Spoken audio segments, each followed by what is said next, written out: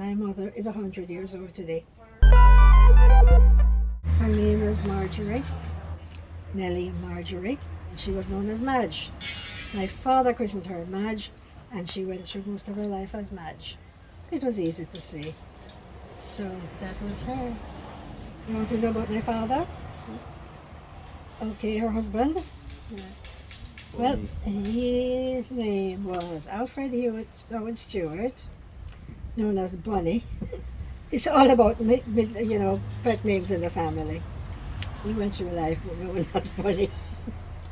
And he was a civil servant, worked for the government for many years in the ministries down what used to be called race course. He was a prize-winning shooter in the Rifle Association. Oh my gosh, yes. Oh yeah. He went to England on several trips, rifle shooting. Has a whole bunch of medals. This was one of them. Everybody got one of these medals to remember him. Actually, he won this one when he was in high school, 1935. So he had a career in rifle shooting to get proud of. He represented the island in competitions and stuff. Yeah. You said that she's originally from Kingston, but her family is from Negril. Yes, her family has roots in Negril and I think that side of the island, yeah. How would you describe her to other people? My mother, his grandmother. Yes. How would we describe her? Very generous and loving. Extremely generous and loving. She has been all the years. She was an excellent guide to life generally, how we should comport ourselves, how we should deal with things. She brought up basically like this young man from babyhood because he's her grandson, and she has others.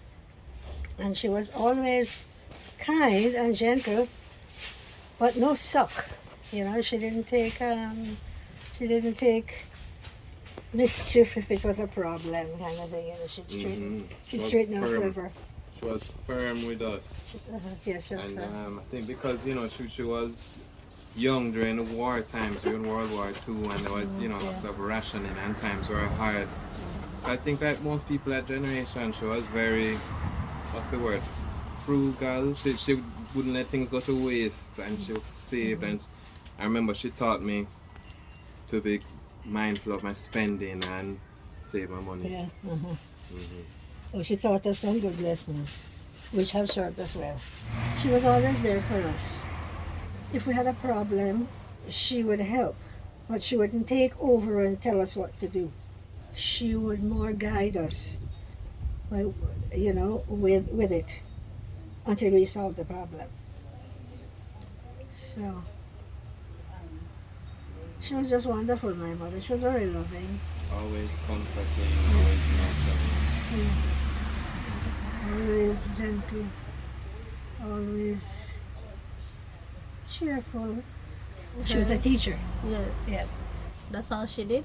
Oh no, she did a lot of other stuff before that. She worked in a lawyer's office. I mean, she was a stenographer, typist and stuff, right? She worked in a law firm.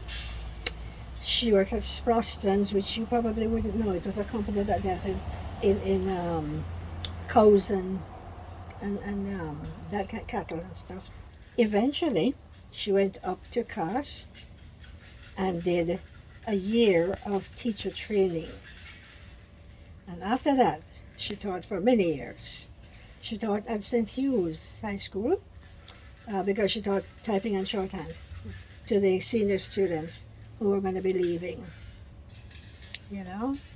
and she retired from there eventually. But so her career took many different paths all along. I just want to point out that Grandma was a teacher, but Auntie Jeanne has also been a teacher. I've been a teacher for most of my life. My mother is a teacher. The family is full of teachers, basically. Yes. It's just a family profession. It's like a family calling or something. It just come down from her, some kind of teaching. Yeah, it's true. I love teaching.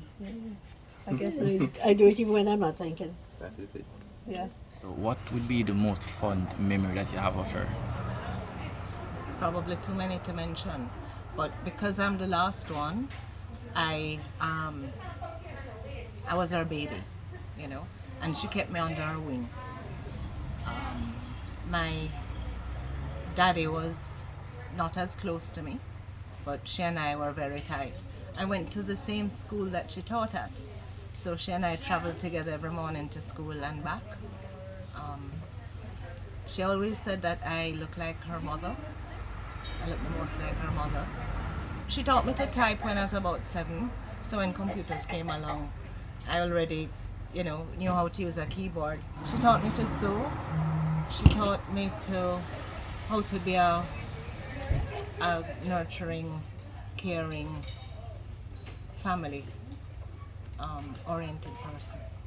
The greatest life lesson that I learned from my mother. Oh my gosh, there are so many. There is so much I learned from her, and I miss the fact that now she can't chat to me and keep teaching, because she was a born teacher, and she was a teacher. The greatest life lesson, I don't know, because like I said, there are so many. How to deal with problems, how to deal with people. And I really miss the fact that she's not up to anything now. So I miss her. I miss her. I'm sure you do too. I miss the moment that I used to have. She's still here in the flesh, but she's not communicating with us in any way. And yet, if her caregiver says she knows exactly what's going on around her, occasionally somebody will ask her a question, and she'll say, as if in agreement, but she doesn't chat to us anymore.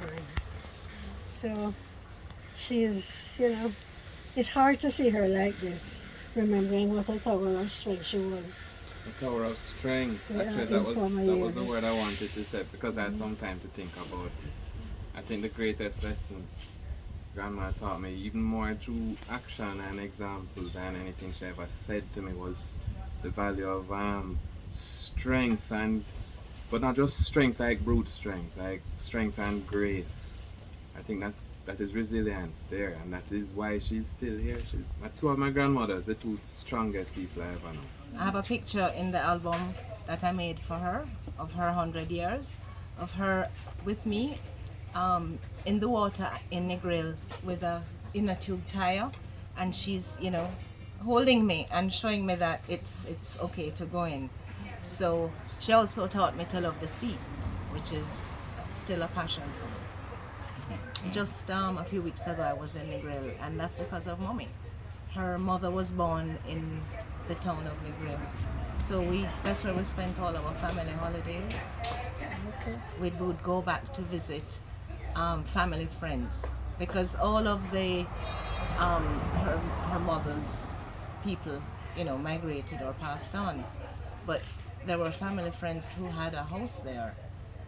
It's still there. It's called Arthur's, and that's the house that we used to go to when there was nothing else on the 7 Mile Strip. What else did Mommy teach me to do? She taught me to be a teacher, and I've been teaching since I was about 12, just teaching art right here on this lawn to my brother's grandchildren. So I went on to the art school and eventually became an art teacher.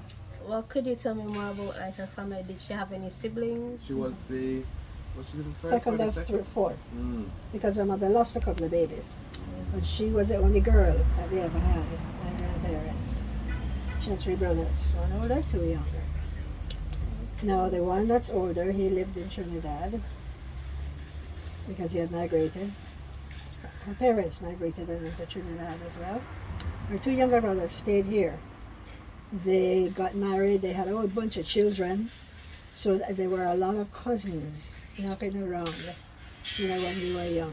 I was the eldest of all the grandchildren, but there were, a whole bunch of cousins, like a couple dozen, like 7 in one family, 7 in another, and 6 in another family on my father's side. So we grew up with all of the cousins around and loving each other and looking after each other and playing together, you know. Sorry, as you said Trinidad, you just made me remember something because I knew I didn't have something right. Grandma, her mother was from Negril, but her father was from Cayman. That's right. Yes, I should not leave that out.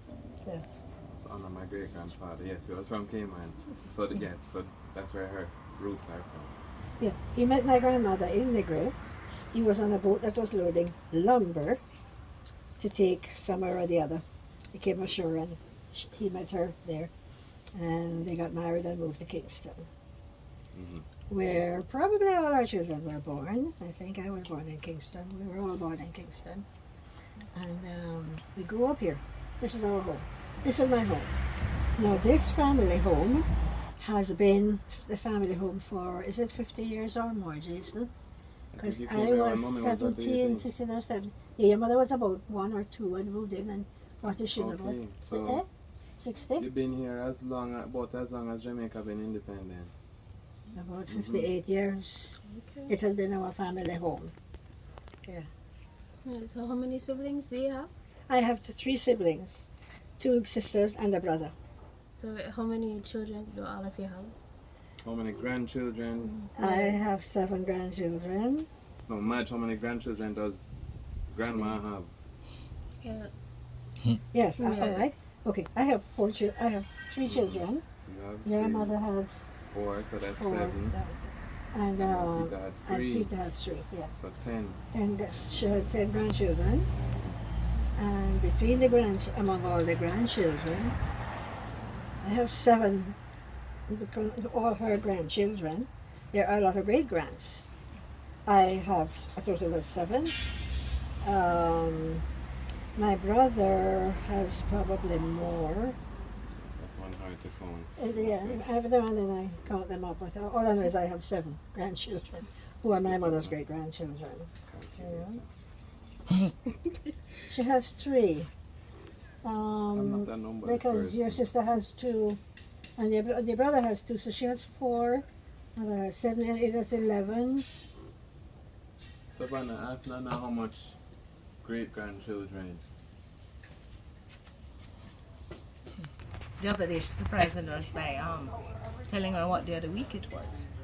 And none of us can get over that because, you know, how would she know? But she does sit with the TV on in the days, so maybe she's hearing the date and keeping track.